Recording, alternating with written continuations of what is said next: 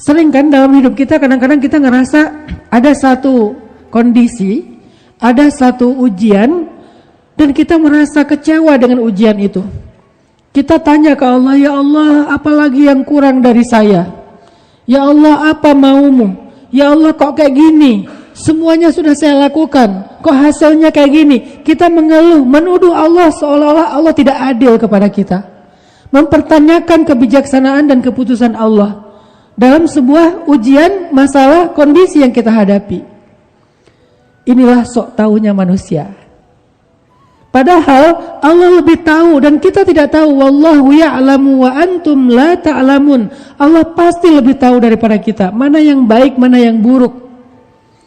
Kita boleh aja berdoa tentang sesuatu, tetapi kita nggak bisa maksa bahwa itulah yang paling baik untuk kita.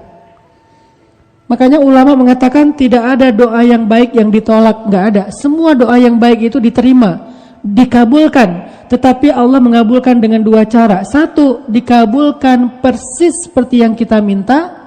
Dua, dikabulkan dengan cara diganti yang lebih baik dari yang kita minta. Tapi kenapa banyak dari kita yang mengeluh ketika diganti dengan yang lebih baik? Misalnya seorang anak minta handphone ke orang tuanya.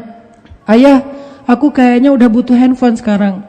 Banyak kebutuhan online, sekolah online, ngerjain tugas online, butuh bahan-bahan juga nyarinya secara online, komunikasi organisasi di kampus juga online. Kayaknya aku butuh handphone, boleh nggak aku minta handphone? Gak usah yang mahal-mahal, yang harga 1,5 juta aja. Buat apa nak? Kata ayahnya. Ya banyak, termasuk nanti buat untuk foto-fotoin kerjaan segala macam.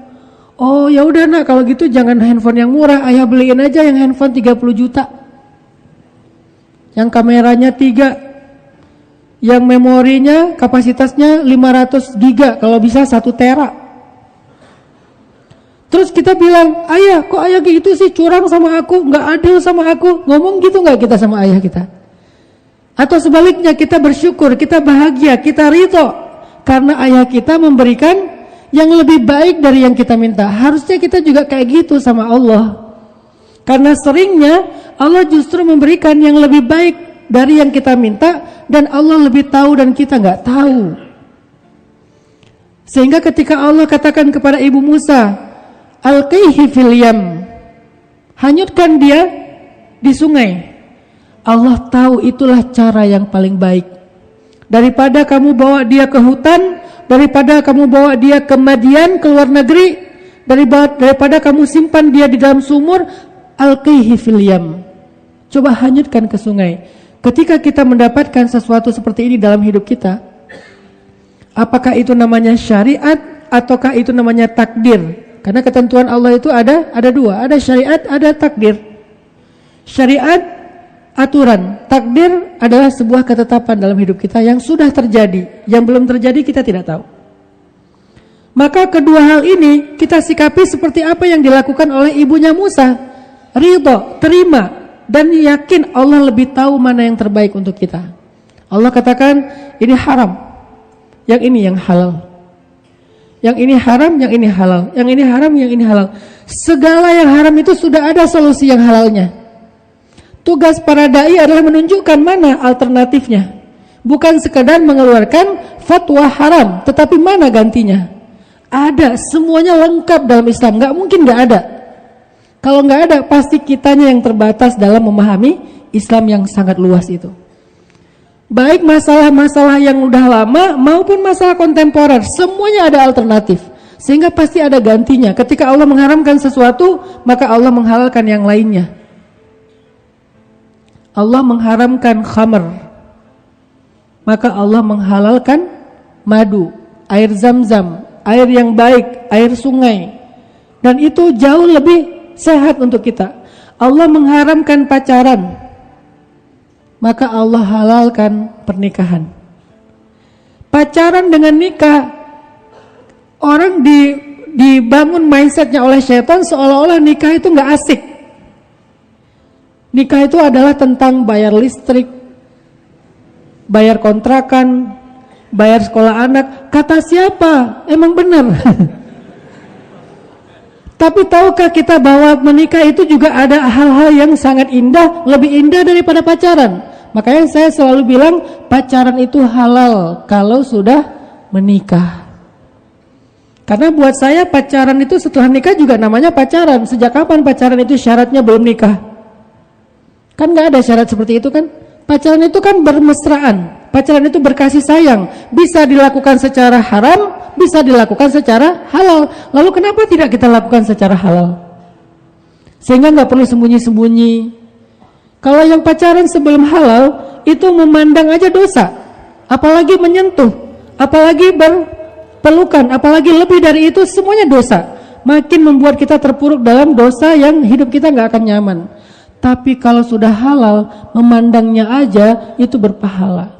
Sehingga sehari-hari kerjaannya mandangin aja. Pagi-pagi gini, kamu lagi ngapain sih? Aku lagi sholat. Hah, sholat gimana? Dengan memandang kamu.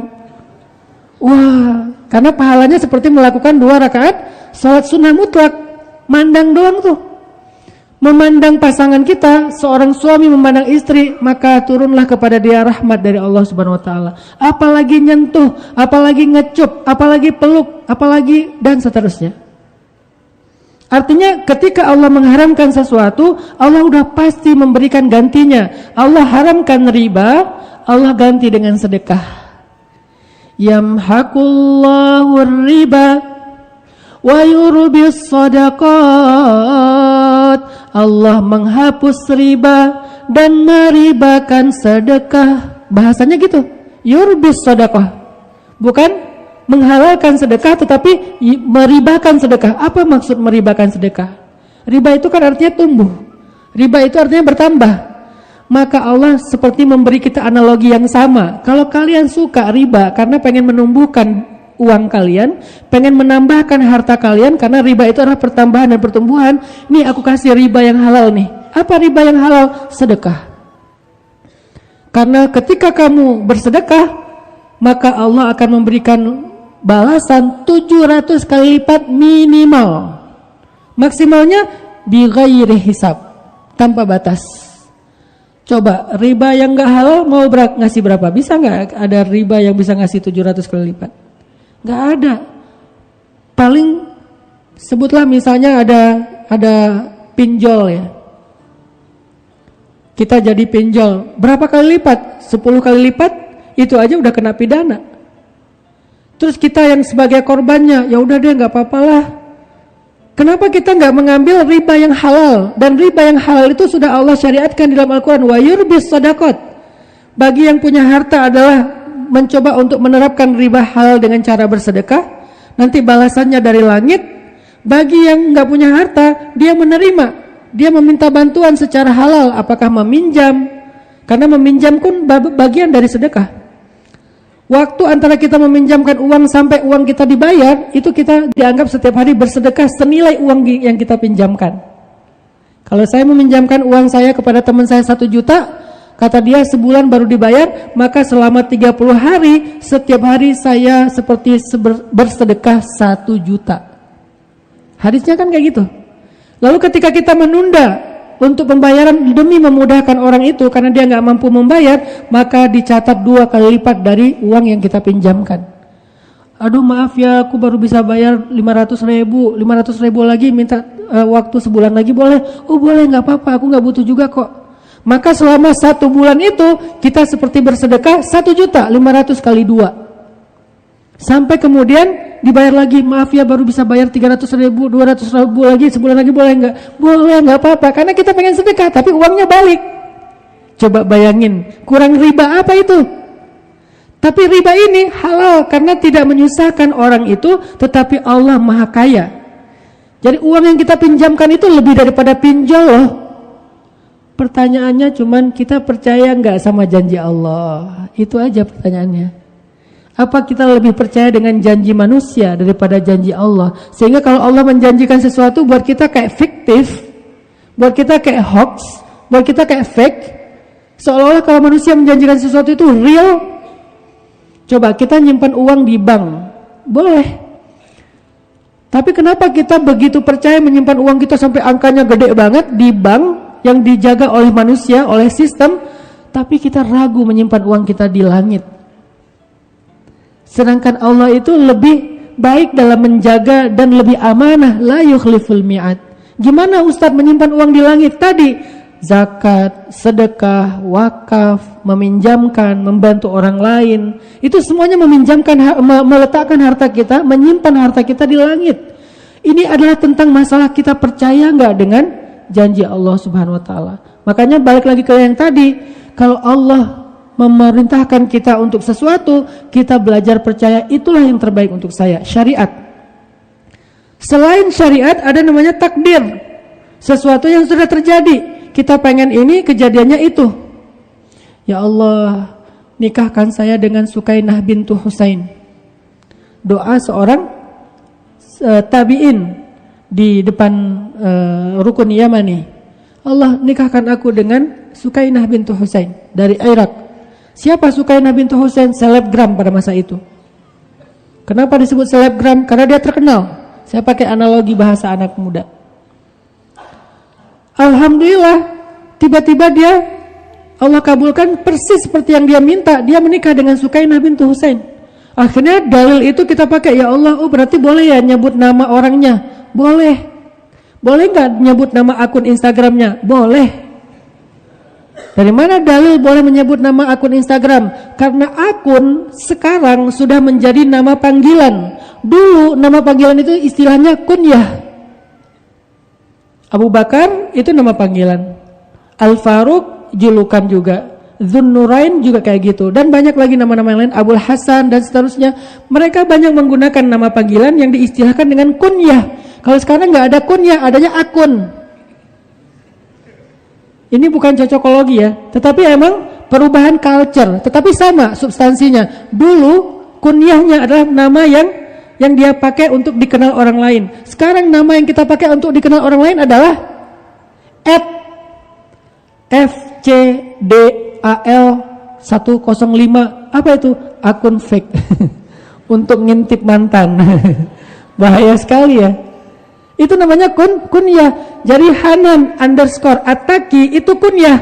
Oh gitu Ustaz, nama Ustaz asli siapa? Secret identity. Hanya segelintir orang yang tahu. Jadi itu adalah kunyah. Terus saya pengen dipanggil dengan nama apa? Ya dengan nama panggilan itu, dengan nama kunyah. Sehingga dipanggil Ustaz Hanan, Ustaz Hanan. Artinya nama itu boleh kita pakai di dalam doa. Ya Allah, nikahkan saya dengan @fulanah bintu fulan. Bintu udah jadi underscore. Boleh. Ternyata beres kita doa, dia tunangan sama yang lain. Wa asa an takrahu syai'an wa huwa khairul lakum wa asa an tuhibbu syai'an wa huwa syarrul lakum. Ada teman saya di Kalimantan mengalami sebuah pengalaman spiritual yang luar biasa. Dia udah kurang lebih 6 tahun menikah belum punya anak. Sekalinya punya anak, Allah takdirkan anak itu punya keistimewaan, tidak bisa ngomong. Usia 3 tahun belum bisa ngomong. Usia 4 tahun belum bisa ngomong. Sampai orang tuanya juga sedih. 6 tahun nunggu punya anak, nggak punya anak, begitu punya anak ternyata istimewa, nggak bisa ngomong. Tapi mereka terima takdir itu, ya sudah pasrah aja sama Allah sambil kita coba cari solusi dan seterusnya, terapi. Tapi belum berhasil, udah usia 4 tahun belum bisa ngomong. Teman-temannya 4 tahun udah mulai masuk TK, udah pada lari-lari, udah ngomong. Anak ini belum bisa ngomong. Sampai suatu hari ada kejadian, anak ini jatuh dari tangga. Begitu dia jatuh dari tangga, kepalanya terbentur, nggak sadarkan diri, dibawa lari ke rumah sakit, opname. Harus dirawat inap di rumah sakit. Orang tuanya bukan orang yang mampu-mampu banget. Sehingga ayahnya makin bingung, gimana cara membayar tagihan rumah sakit. Anak saya sudah dirawat sekitar 5 malam. Dan belum sadarkan diri. Ibunya nungguin di rumah sakit, ayahnya nyari-nyari pinjaman. Dan gak menemukan uang yang cukup untuk menebus rumah sakit. Sampai akhirnya ketemu dengan seorang ustadz, diajarkan untuk banyak sholawat. Akhirnya dia sholawat. Sedikit demi sedikit terbuka, nemu pinjaman, nemu ada yang mau bantuin, akhirnya dia bisa menebus rumah sakit. Tetapi anaknya belum sadar. Mereka duduk berdua, suami istri di samping tempat tidur anaknya, sambil zikir, sambil sholawat. Tiba-tiba anaknya sadar dan langsung dia telepon ustadznya. Ustadznya kaget, takutnya ada apa-apa. Kenapa dengan anaknya? Enggak, anak saya udah sadar, alhamdulillah. Oh iya, alhamdulillah kalau gitu. Tapi ada yang lebih luar biasa, Ustadz. Kenapa? Ketika anak saya sadar, dia memanggil nama ibunya. Untuk pertama kalinya anak itu bisa bicara. Dan setelah perawatan, setelah beberapa hari, dia udah mulai bisa pulang. Secara bertahap akhirnya dia bisa bicara dan sekarang udah lancar bicaranya. Wa asa an takrahu syai'an wa huwa khairul lakum. Kita nggak ada yang suka dengan musibah, jatuh dari tangga, kepalanya kebentur, harus masuk rumah sakit, biaya perawatannya sekian. Tapi Allah tahu bisa jadi di balik itu ada kebaikan yang kalian tidak pernah tahu. Wallahu ya'lamu wa antum la ta'lamun. Allah tahu dan kalian nggak tahu. Akhirnya Ibu Musa yang percaya dengan janji Allah nurut, manut, ya udah hanyutkan ke Sungai Nil. Dan Allah punya rencana yang lebih baik daripada Ibu Musa. Daripada dibawa lari ke hutan dan ke luar negeri, mending bawa lari aja ke dalam istana. Ini unik, dibawa lari ke dalam istana.